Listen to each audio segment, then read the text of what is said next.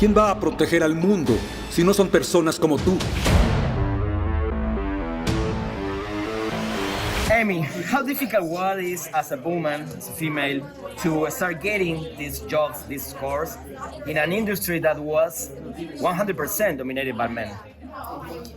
Yeah, there have been so many efforts in the last few years. I feel like it's been such a positive shift, and even the likes of today, seeing like Nami and Natalie, who I'm huge fans of, sitting up in the panel with these huge credits. Like Nami's co-composer on Tour, like the biggest movie in the world right now, and Natalie just got nominated for 2 Emmys for Loki, and her score is so amazing. So it's so encouraging to see women like getting these bigger studio gigs and, you know, being nominated for Emmys, and there's been a really big positive shift, I think, in the last few years, and people are really becoming more aware, and women are more in the conversation than ever, and there's like some really concerted efforts to include women in the mix, and there's programs like the program that I went through called the Universal Composers Initiative, where they literally, the film music team at Universal literally started a program to bring in women and people of diverse backgrounds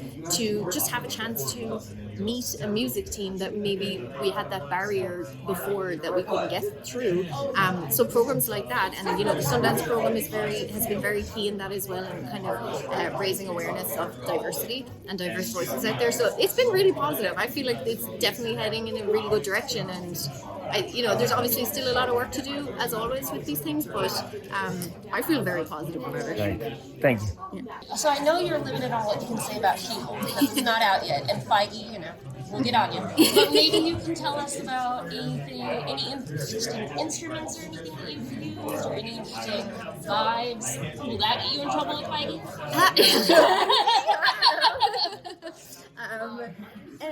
The palette's been really fun to build. Like I mentioned on the panel, that it's fun because you're kind of writing within this world that already exists. So there's a lot of ready-made music that has a connection and a nostalgic connection to a lot of the fans. So sometimes you get to like pull from different themes from other movies and shows, and that can be really fun. But then finding the sound of She-Hulk, the sound of Jen Walters, and kind of creating who she is in the world. And I guess I can say the palette, it is kind of based in that traditional Marvel orchestral stuff, but then there's, that's when she's She-Hulk, there's also, she's 2 people, and there's Jen Walters. So it's been really fun to kind of find who is Jen Walters sonically, musically, and create that kind of legal drama vibe, I would say. And then playing with that, how do we go from that to her being a Hulk, So, Amie, what do you enjoy most about composing music for superheroes or another kind of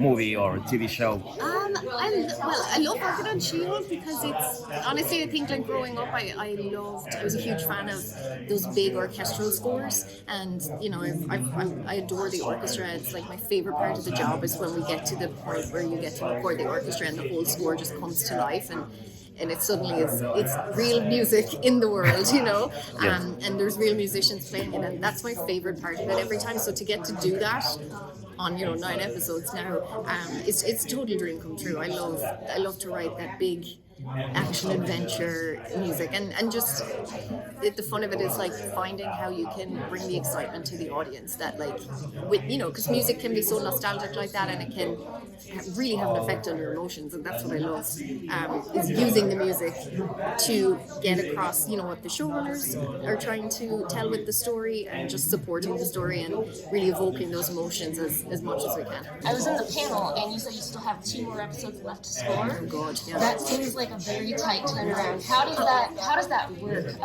Well, we're working on the final 2 episodes. Okay. Yeah, that'll clarify that. Yeah. But we just haven't locked the entire series yet, musically. So, what was the question? How does it? Basically, how long do you have before it gets released to finish all this? Because that surprised me that you still have 2 episodes to go. Well, it also will be released 1 a week, right? So it's not all coming out on August 17th. So the first episode has been in the can for a long time. time, you know, and it's a very strict schedule that works out perfectly every time. I think it depends on the episode, but I've had, I think, 3 or 4 weeks per episode to score it, and then there's usually an overlap because then we move to the orchestration side of things, and we go to, we record the orchestra in Vienna, and while that's happening, I'll also maybe be working on the next episode, so it's kind of this overlapping process all the time. There's 2 or 3 episodes in flow at any time, really, which is fun and stressful. Who is your favorite composer of all time? John Williams. Great. Thank you. Easy. I imagine it. Thank you so much. Thank you.